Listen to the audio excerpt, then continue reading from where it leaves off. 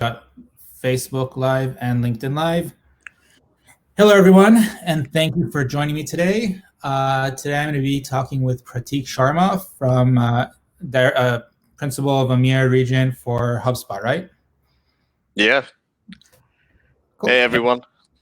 And we're going to be talking about ABM campaigns in general, and then specifically how to take it beyond just the marketing team and apply it for sales team. And also we have a big audience from the business development community today. We're going to talk a little bit about why business development professionals should also be leveraging this and putting some pressure on their marketing people to do it apply it to their needs also.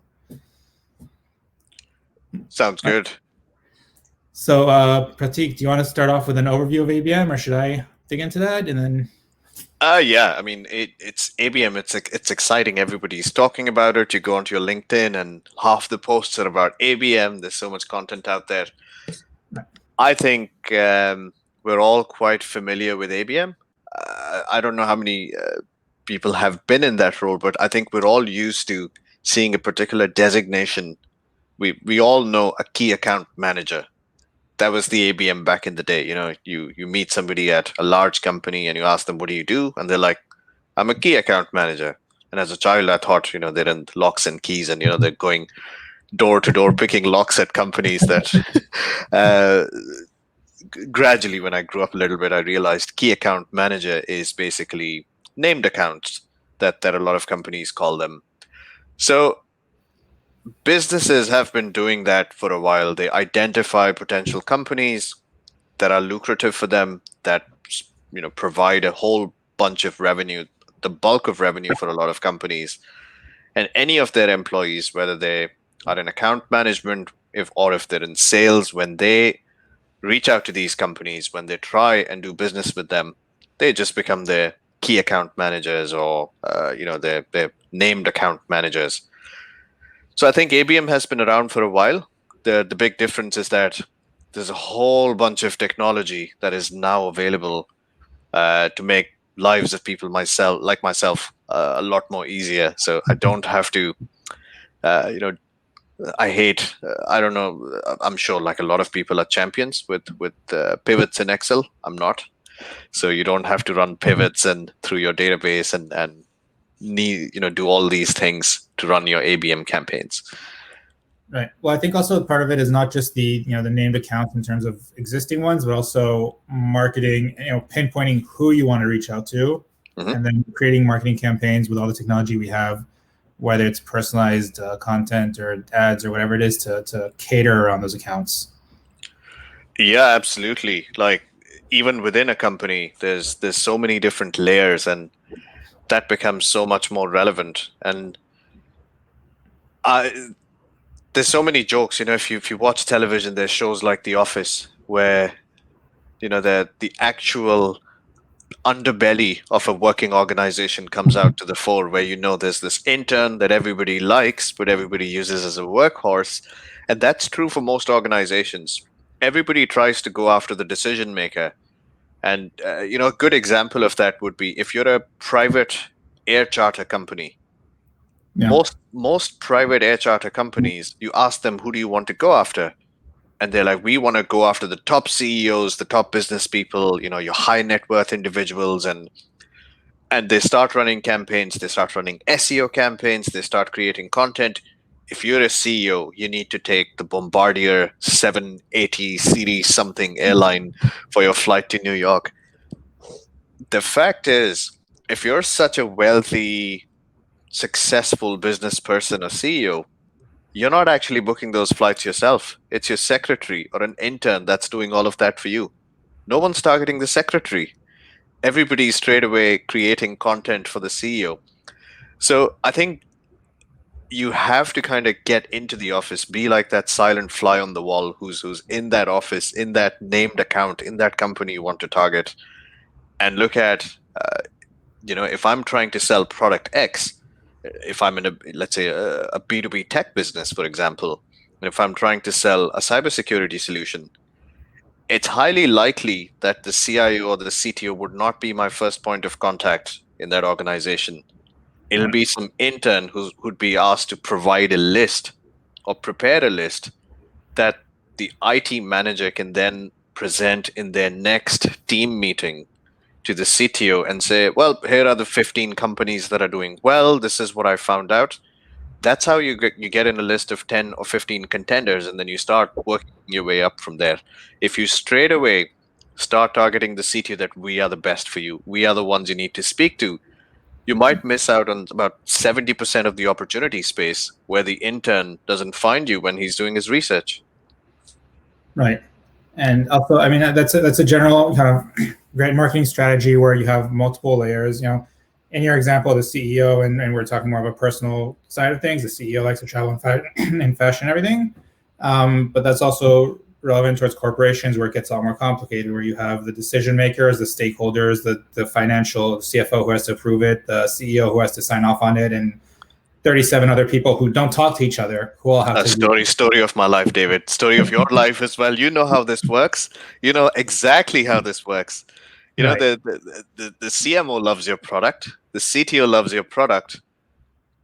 The CFO and the procurement manager who will never use your product tells you you're crap because you failed to address the issues surrounding, the concerns the CFO or the IT procurement manager who's not your end user. You still failed to address, concerns or questions. And this could have been done, 4 steps back. You could have looked at historical vendors at this company. What is the preference like for the procurement team at this company? So I think unless you do it at an account level, obviously you can do it at a holistic persona level that, procurement managers like good discount, procurement managers like net 90 payment terms, but that's universal. You could actually, at an account level, you can see that, wait a minute, why are most of the vendors coming from a specific region? They offer a specific type of payment term, specifically in this company, in this account, and make sure, despite having the best product, a formidable sales team, if you're not targeting that procurement manager with a very bespoke approach that is going to work, then I think you've it's one chink in your armor in that sales process. So I think account and then different layers, they need to go hand in hand. Right. Okay. So ABM on a high level is basically taking the approach of, we're not going to market to, I don't know, CISOs in general. We're going to target to, we want to grab this account specifically. We want Coca-Cola. We want Ford as an account. And now we're going to go and build a marketing, sales and marketing, hand-in-hand campaign to reach those specific people. And then you learn the industry, learn that business, how it operates, and how to market to each level, to each person individually on their level and their interests. So that's on a high level in marketing, how you use it. Do you want to give us an example of how you guys do it at HubSpot? What you guys, how you attack the bigger accounts? So that would depend on the region. I would actually break it down on region to start with. And I think that's true for most tech companies. You look at Google, you look at any large organization, they all have the first level at which teams are broken down is territories or regions. Right. Because the way you sell in APAC is pretty much for the same exact product, for the same exact persona, the way you sell in North America would be probably a couple of steps lesser in the sales process. Right. So having that figured out would be the first challenge. ABM by itself, like I said, it's been happening for a while. The additional advantage that we have now is that we have a whole bunch of technology. Dynamic content, I think, would be the most extensively used across the board. So if a CISO in this case, for example, or in HubSpot's case, a CMO would be very, very interested in, let's say, the state of inbound 2020. On the other hand, a sales director is probably more interested in KPI metrics for your channel sales team, which is very relevant to their day-to-day business. So the first level would be identifying their role. And then if we know that a specific company, and I think one of the reasons I love HubSpot is that we're a very, very flat, very transparent organization, and as salespeople, we get a lot of leverage to kind of build our own strategy. So this is more at an individual level. So in my case, for example, if I work with a bunch of trusted partners in the specific region, we would look at existing relationships into accounts and then offer content. So my emails out to them, or the kind of outreach or the kind of content some of our partners would run for these specific accounts, is very, very tailored based on our engagement with them, based on our previous responses we've got from them. So a lot goes into it, but I think, are we perfect? I'm not sure, but I think within the next couple of years, the amount of uptick you'll see in the ABM sector across the board it'll be absolutely huge, because there's so much of spray and pray happening everywhere, where you just push out content and then you just wait for people to like it, comment, bite on it, fill a form. The dream sequence, as we call it. If you're really lucky, someone will fill a form. So I think it's going to change, and there's a very clear first mover advantage here. Anyone who can get it right will definitely create a niche and leadership in their segment. Right, and you touched on the tools or the technologies in place to do it. I think one of the things is, as these new tools are coming out and as these new things are making it more accessible, it also makes it a lot more easily to personalize the content. We look at it a lot of times by targeting. If you're looking at a bigger account, that's got a big enough audience to target on LinkedIn, for instance. You could say building a campaign around, my earlier example, Ford. Run a campaign around Ford because they have the 600 decision makers in there that you want to target, and then once they come into your HubSpot, then start to personalize their content based on their behavior and based on what they're looking at to kind of profile them, and then start to drill down the individual sequences or the messaging to each one. Yeah, I mean, before we're professionals, I think one big problem is that we all start with the fact that we start at CISOs, CMOs, CTOs. Before that, we're human beings. Right. I actually if you want to look at a very good example of where to start, look at people who've got nothing to lose. Teenagers. I pick a lot of, I try and speak to my nephews and nieces, and I try to pick up a lot of lingo. So, a couple of years ago, I heard of FOMO. And I'm like, what is FOMO? And they're like, fear of missing out. I'm like, wait a minute. Can FOMO be used in ABM? How do you use FOMO if you know? So let's say Coca-Cola, for example, you're trying to sell Coca-Cola product. It's a large company. You pick a subsidiary. You pick Coca-Cola France. And there's a particular type of tech that they're using that they're not too happy with, without trying to sell them. So this is where it gets interesting, and we haven't ventured there yet, because marketing, nurturing, we treat it separately, and ABM is more sales. If I can show these 600 Coca-Cola employees a particular type of tech or a particular type of innovation that they don't have and they're not going to have, and this is like running a FOMO campaign that, beverage companies could actually do this. Here's a visual of all the magic stuff. This is how you get 3 hours of your day back. The problem is we don't launch it till 2022, and we're not going to sell it to you, or it's invite only. Yeah. So what you do is, without actually selling, now you've got 600 people sharing this and talking about this inside the organization, and you're building a bunch of champions inside your target account. And that needs to be, I need to see a real example of this. I haven't seen anyone do this, with perfection. And when you look at this, aspiration selling has been around for a while. Not everybody can afford, I personally can't, a Mercedes sports car, for example, or a convertible Beamer.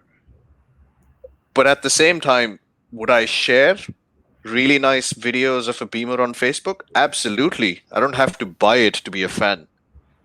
And the Right. same principle can be applied for account-based marketing as well. If you can talk about products and services that have some sort of aspiration, because we're human beings, we might be procurement people or marketing people, but we've got aspirations, and within our work environment as well, within our company, within the processes, the blueprints that we've got, I might want a better coffee machine in my office, or I might want a new piece of tech that makes my life easier.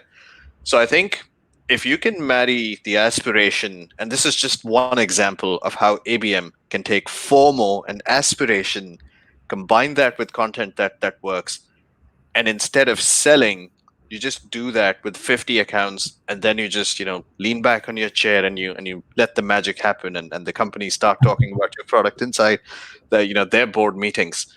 Um, we'll probably have a TEDx talk in 2 years where somebody would be giving an example of this. So I think it's exciting, and I'm really looking forward to somebody actually incorporating all of these ABM strategies. It is very exciting. It's something I'm seeing more and more people starting to talk about and starting to touch on. And in the marketing automation world, you've already seen a lot of very intricate automations. I'm starting to see more ABMs starting to get more complex and more, more in depth and more multi-stepped. You do a lot of at Penguin. You do a lot of strategy for your end clients. What are some of the common ABM requests that you get? Some of them are really kind of because a lot of our clients are selling into enterprise.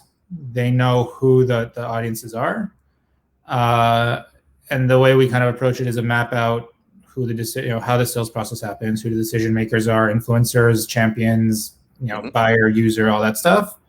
And then really try to talk to each one's, like you said, the FOMO. Here we try to talk to the pain points. Yeah. It's not really shiny objects yet that they're aspiring to. It's what they're suffering from at the moment that we could alleviate that pain somehow.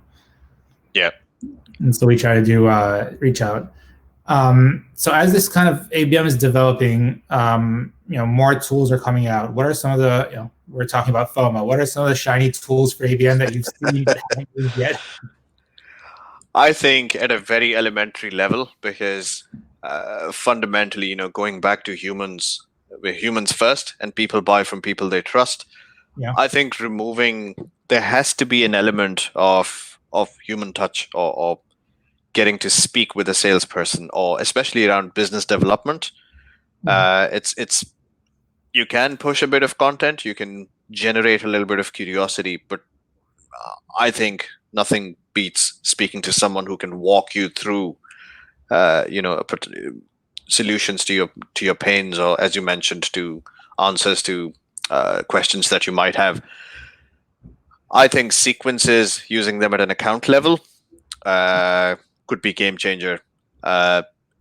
We already have sequences based on personas, based on job titles, based on regions, but if we can have specific, and I don't think it's any different from, it's just one additional level of categorization, that these are my sequence. You already have your sequences for automobile manufacturers. Now you can have them specifically for Ford in a specific country. So I think that would be the first thing, and this is something we don't have to wait, some time or see how it goes. We can literally do it right now. Like if I want to do it, it'll take me 5 minutes to tweak an existing sequence, tailor it, to a specific company. As a salesperson, as a business development rep, as somebody who actively reaches out to new companies every day, if you're not doing that, you're definitely missing out, because we're customers as well. We can sniff out a sequence from a mile away now. So unless it's very, very tailored, and unless it's speaking and resonating, it's going into spam. It's not getting a response. It's not getting you that meeting that you're after. So the more personalized, the more relatable it can be. And I think company culture, company product, company challenges, their annual revenue forecast, the movers and shakers in their office, in their company, all of these can be excellent triggers. That I see you have a new sales director, that probably he comes from X. I think you might get a little bit of strategy change now, looking back at his 15 years. I have a piece of tech that might help you with the new change. And this guy is literally standing there, the guy who receives your email, he's standing there with a drink in his hand at a welcome party for his new sales director. He's like, yeah, this is pretty relatable. Like we're all a little worried how the new structure is going to be. So yeah. Right. Well, and I mean, and that ties into the personal part and the researching the accounts and again, account based. So you have a team to kind of look at them and approach them. Part of what we do, what the marketing automation side of things is designed to do is push the initial contact further down the line. So first you do the qualification all automatic, the reach out qualification, and only bring in a salesperson or bring in a live person when they're ready, warm, hot lead kind of thing. So what do you think we could do on the ABM on the automatic, you're a startup or you're a tech company that wants to get into Ford. Yeah. How would they start the process of warming up those 500 potential leads? So that's where Ford, for example, if you want to get into the automobile sector, Yeah, Ford might be missing a specific piece of an technology or let's say cybersecurity or let's say automobile engineering that Mercedes might not be lacking.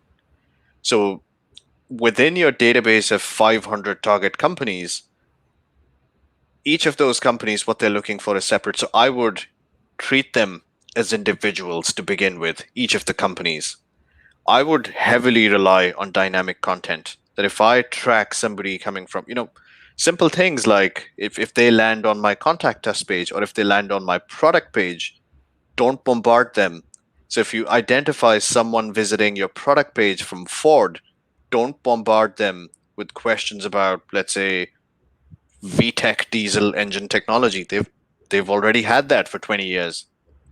On the other hand, if you identify somebody from a green car manufacturer visiting your product page, ask them all about autonomous, driver attention software because that's what they need. It's all about, leave the steering for a couple of minutes. It's fine. You can charge your vehicle. So I think that becomes really, really relevant to make sure all of your digital assets, your landing pages, your blogs, your website are completely, built keeping in mind that it'll be 500 companies with 500 completely different priorities, 500 different FOMOs or 500 different pain points would be accessing these.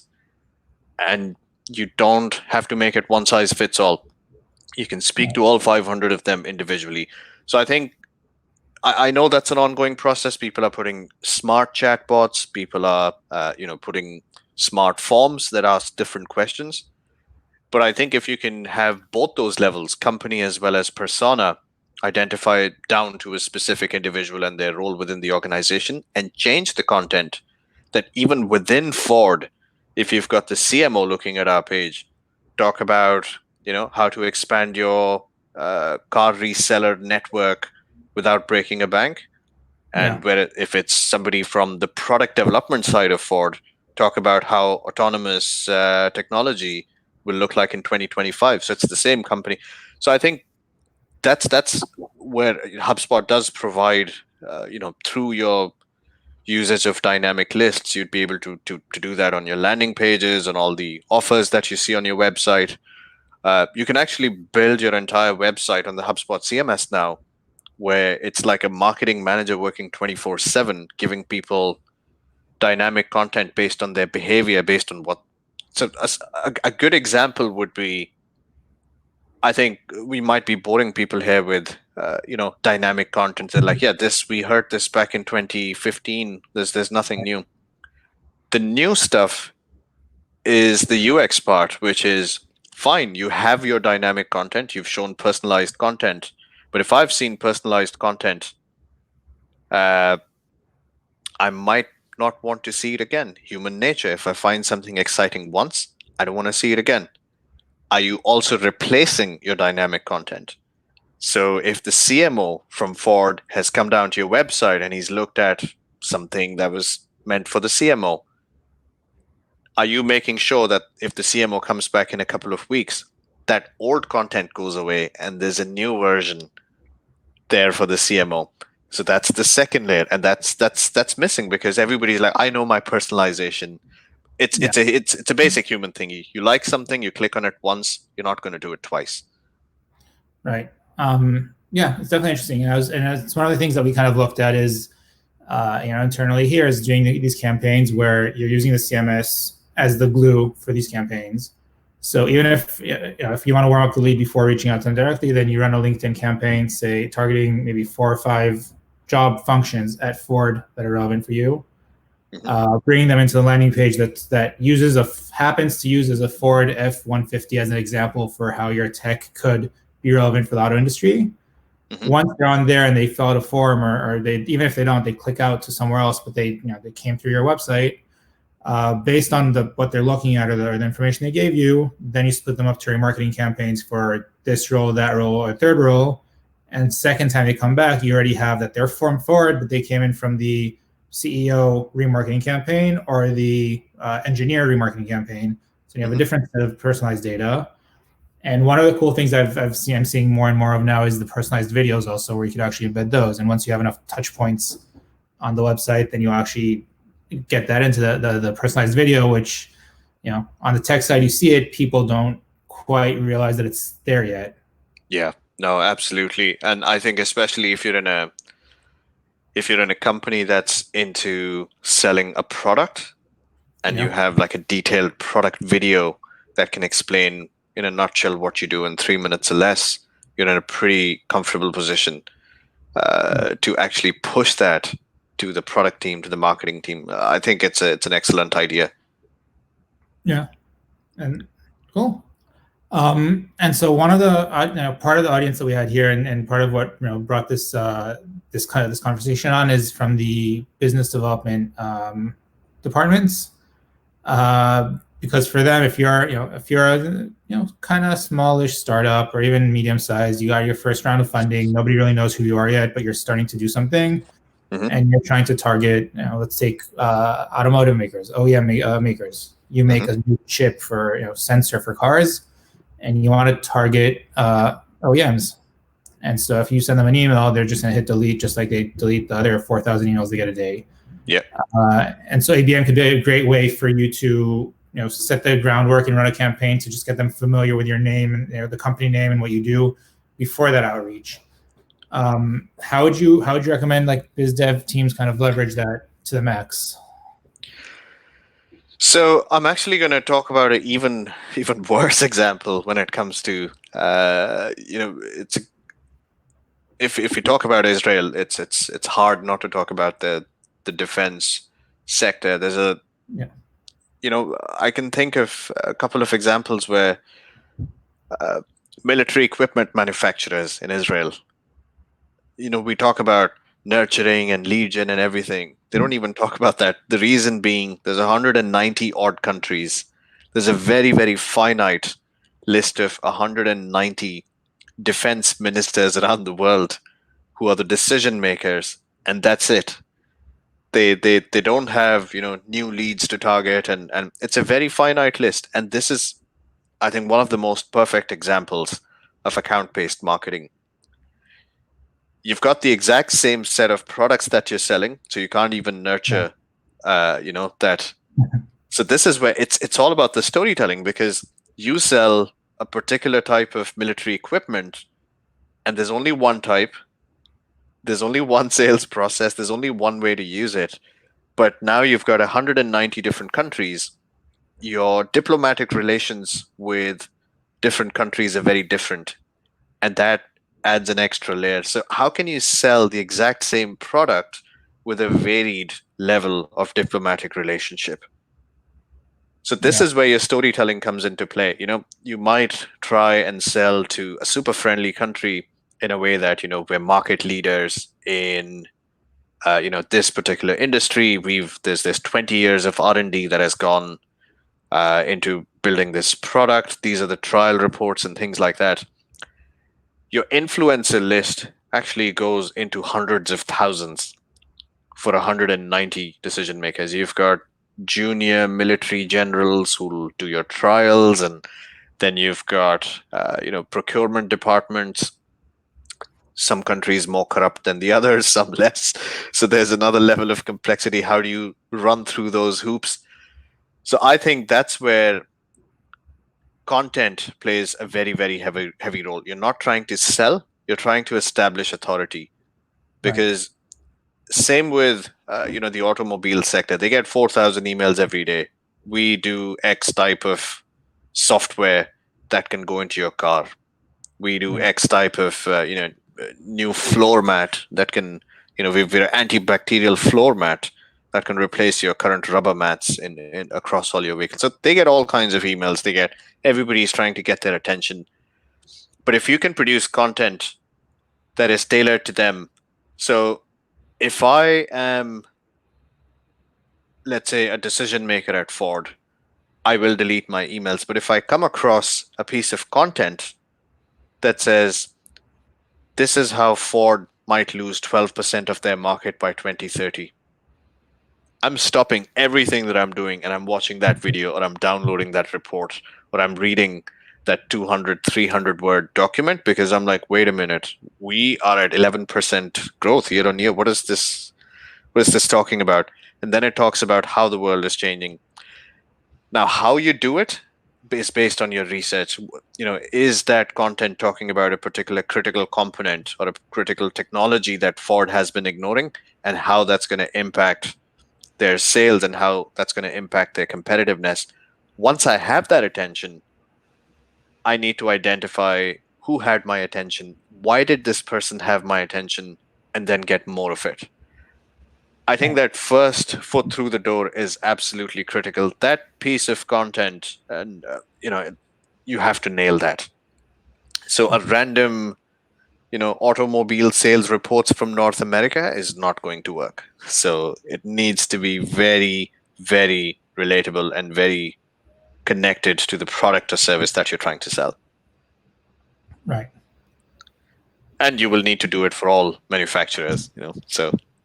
Right. And you have to do the right report for the right type of report for the right type of person in the company, and maybe 2, 3, 5 touch points in the company with different different assets for each one.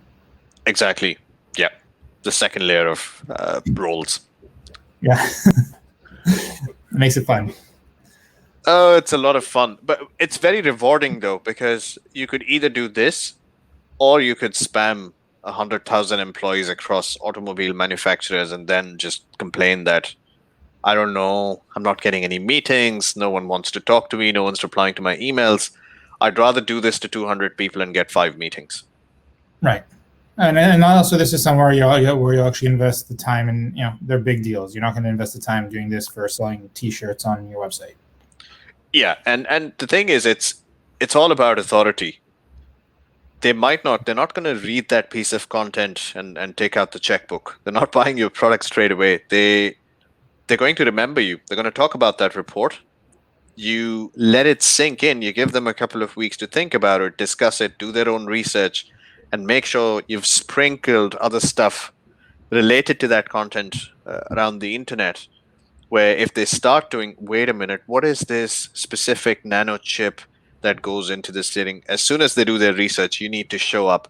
They're like, hang on, I can make the connection now. This company was saying our revenue is going to be down 12%, and here's a report on a product they're going to launch in 2022. I want in on this thing.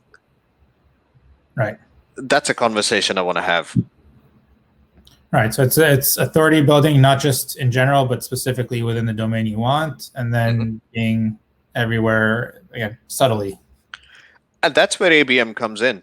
Now, as soon as this Ford executive comes to your website, or reads a particular piece of content, make it very Ford specific.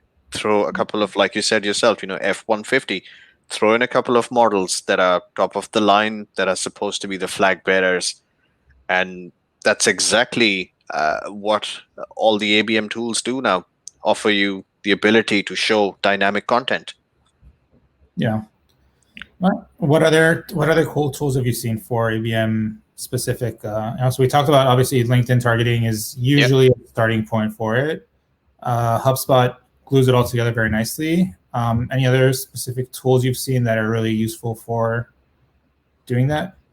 So I think more than the tools themselves, it's the concept of ABM that, I say this this is prevalent across the board. ABM is not just about picking a company and putting a bunch of people to chase executives at that company.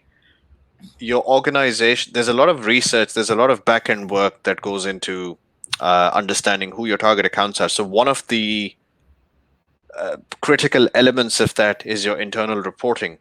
So first of all, before you launch a full-fledged ABM war against your targets, what I would recommend is have a reporting structure in place.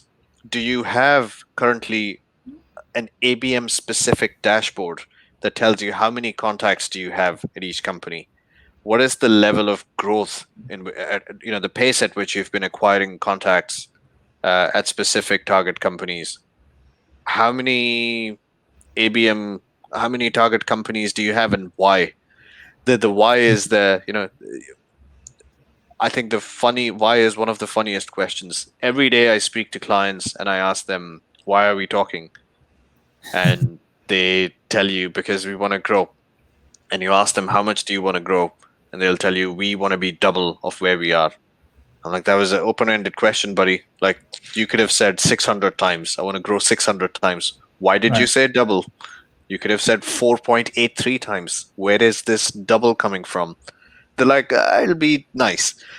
So the same concept applies to ABM as well. You ask people, who do you want to target? I want to target all the automobile companies.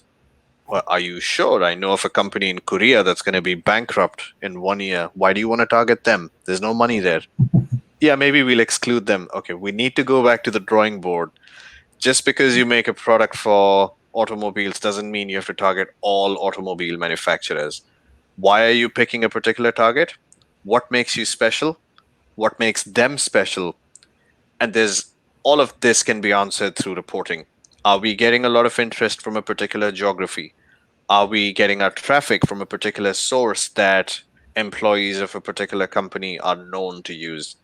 Is there a particular company that contributes to the bulk of contacts that we have in our database?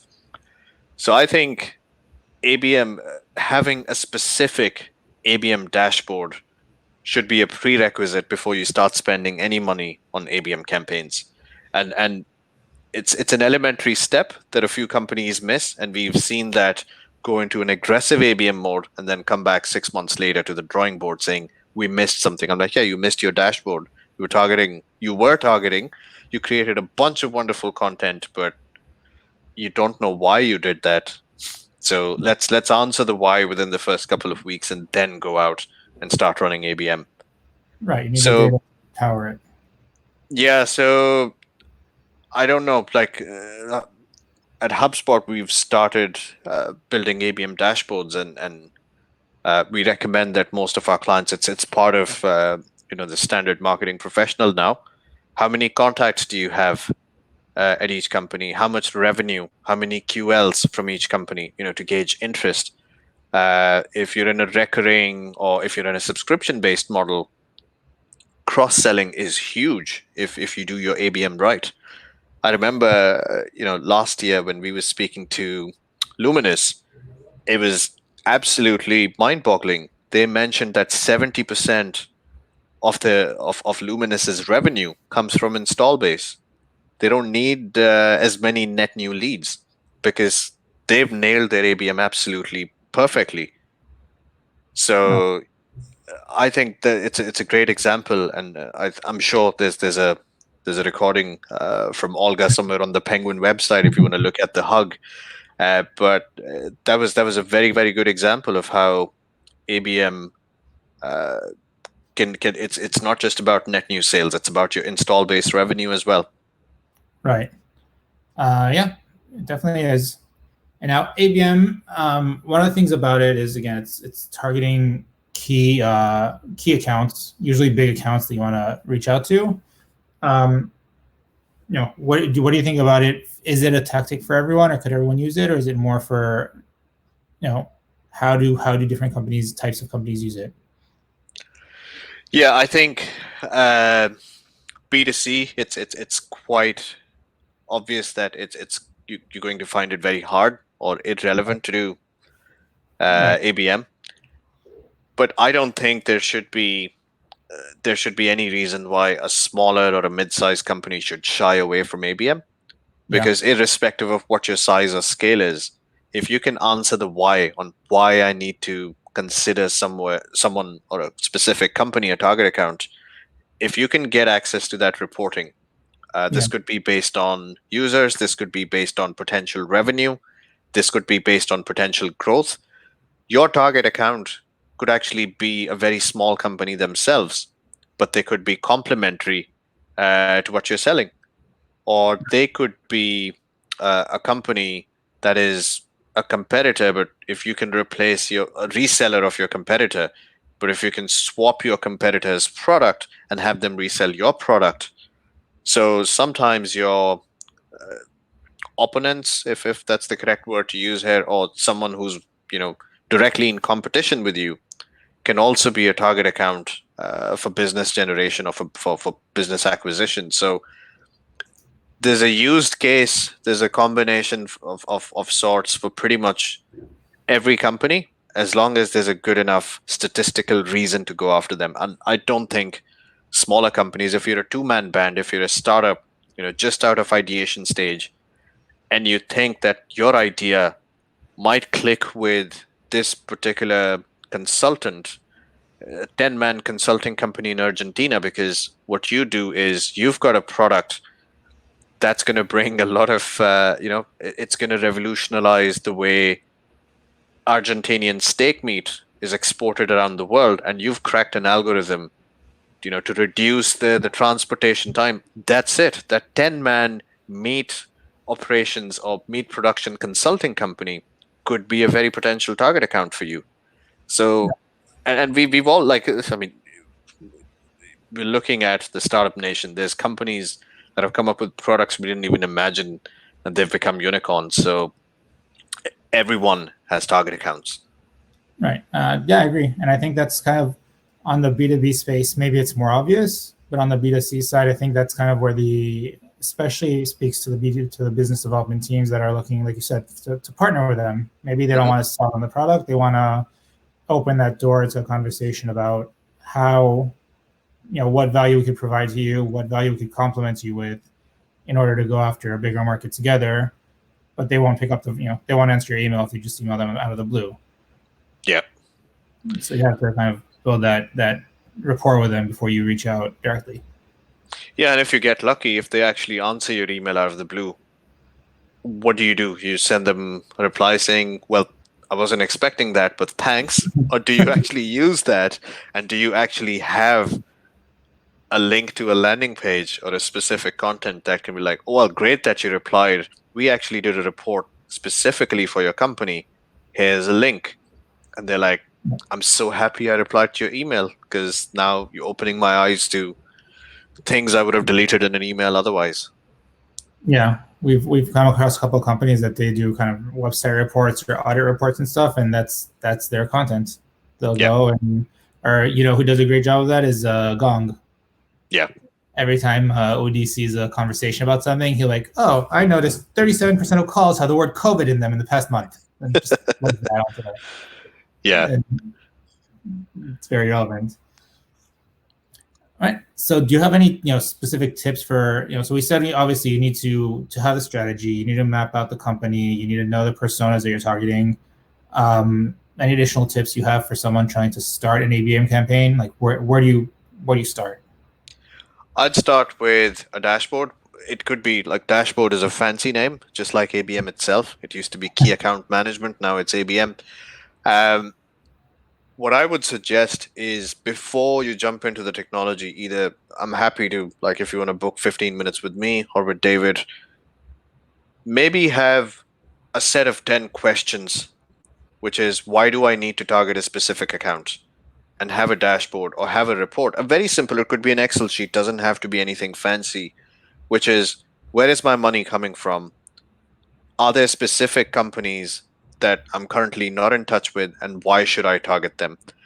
If you're not able to convince yourself, if you don't have those 10 questions for yourself, you it's simple. If you can't convince yourself, you're going to have a very hard time convincing them that you're the best company for them. So the first sale you need to make is to yourself, that I'm going to go after these guys because it's obvious this is a no-brainer. Once you have that confidence, once you've kind of ticked off all of those questions, why should you work with us? This is why. Why should we work with you? This is why. You will see that your ABM campaign would be a lot more potent, and you'll put a lot of meat behind it. That's a lot of meat references I've used today. But Much fun. so yeah, definitely. I think that should be the first step. The second would be, do you have your 3 layers of personas defined? Which is, the first is your industry, the second is the company, and the third is a specific role within the company. Do you know exactly what the sales process is when you sell to someone? Is your first influencer an intern? Is it somebody from procurement? Because this is massive. Even within a well-established, environment like B2B sales, sometimes all the buying power, all the decision making is done by the CFO, despite not being a technical person and despite not being the end user. The CFO can make or break a deal. Do you know how your target companies function? Is it the CFO? Is it the CEO? Is it a local unit manager? So nail that down first. So I would start with the basics. Answer the 10 questions on why my target companies are my target companies. And secondly, nail down the 3 levels or the 3 layers that you need to take care of. Once you have that, then you can start looking at tools that assist you with working on both of these. Right. Okay. And then building your target company list, would you say pick a list of 50 companies you want to work with and then start building a use case for each one, or build a criteria and say, this size, this thing, this, that, and then find which companies fall into that? Which would you take it? I would go for the second option. Keep it a little bit broad, Okay. unless you have a very specific product, unless it's very niche. If you have a competitor, then I would also look at one question within those 10 initial questions should be, if someone works with my competitor, why do they do that? So as an example, when it comes to software at HubSpot, one of the questions I ask myself is, there's only 2 reasons people buy software: to save cost, to save money, or to save time. And I look at what are they trying to save. If they're trying to save none, if they're like, this will look nice, I try to disqualify them. No, I mean, a month later, you're going to realize this isn't saving you money and this isn't saving you time. So I don't want to be a vanity service provider. So every business has these questions that the product that we provide, it either helps with X or Y, or maybe X, Y, and Z. Anybody who's outside of that is not a good fit. So if you don't have that, if you have a more versatile product or service that has much more use cases, then probably you can go, you can widen the scope of your search. You can look at companies within a specific geography with X number of employees, amount of revenue, would ideally benefit from using my product or service. And then once you have that, maybe look at your comfort level. What are the companies that you have absolutely no idea about? Why take a risk? Maybe keep them on a lukewarm list, do some more research, find a contact, build some rapport. On the other hand, the companies that you're absolutely sure about, you know how their procurement process is, you know who the decision maker is, you know how their products work. Those would be companies I would go in and start running ABM campaigns with. Okay. And then how would you, I mean, if you know obviously if you know the industry and the big players that you want to target is one thing. If you're trying to actually find the less known ones, how would you go about doing that to build that list? Yeah, so I mean, you could use LinkedIn for that. There's other tools. You could look at Crunchbase, for example. Some of the largest, even companies that are very, very popular, market leaders in their segment.